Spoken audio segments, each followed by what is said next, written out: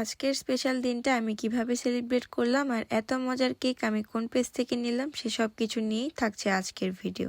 আসসালামু আলাইকুম এভরিওয়ান, কি অবস্থা সবার? It's me Snigdha from Snigdha টক্স।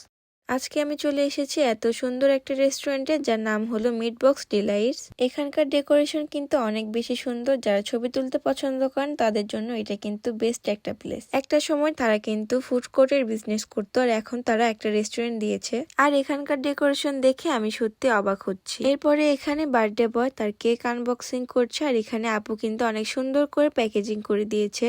আর এটা দেখতে কিন্তু আমার অনেক বেশি সুইট লাগছিল। এরপরে কেক খুলে দেখি আপুকে যেরকম রেফারেন্স পিকচার দিয়েছিলাম হুবহু সেরকমই কেক আমাকে মেক করে দিয়েছে। আর এই পেজটির নাম হলো বগুড়া কেক প্যারাডাইস। আপুর পেজের আমি একটা স্ক্রিনশট এখানে অ্যাড করে দিচ্ছি।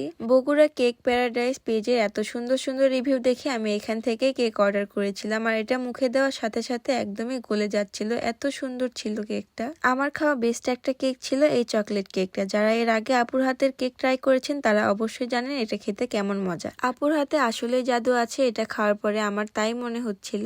আর এই কেকটা কত বেশি সফট ছিল সেটা কিন্তু আপনারা ভিডিওতে দেখতেই পাচ্ছেন। বগুড়ার মধ্যে যারা অল্প দামে ভালো মানের একটা কেক চাচ্ছেন তারা কিন্তু অর্ডার করতেই পারেন। কেক কাটা হয়ে গেলে আমি এখানে মেনু কার্ডটা দেখছিলাম খাবার অর্ডার করার জন্য। আমি অর্ডার করেছিলাম একটা মিট বক্স আর একটা পকেট পিৎজা। আর এখানে কিন্তু প্রাইসটাও বেশ রিজনেবল ছিল। এই মিট বক্সটার প্রাইস ছিল মাত্র 160 টাকা। আর 160 টাকা হিসেবে কিন্তু তারা কোয়ালিটি অনেক বেশি ভালো দিয়েছে। এই দামের মধ্যে তারা কিন্তু কোয়ান্টিটিও বেশ ভালো দিয়েছে আর এটার টেস্ট আমার এক্সপেকটেশনের বাহিরে ছিল। যেহেতু রেস্টুরেন্টের নামই মিটবক্স ডিলাইট তাই মিটবক্স ট্রাই না করলে কিন্তু একদমই হয় না। এখানে আসলে অবশ্যই তাদের মিটবক্সটা আপনারা ট্রাই করবেন। এরপরে আমি অর্ডার করেছিলাম তাদের পকেট পিৎজাটা আর এটার টেস্ট কেমন হবে সেটা আপনাদের সাথে শেয়ার করব। বগুড়ায় কিন্তু এই প্রথম পকেট পিৎজা পাওয়া যাচ্ছে।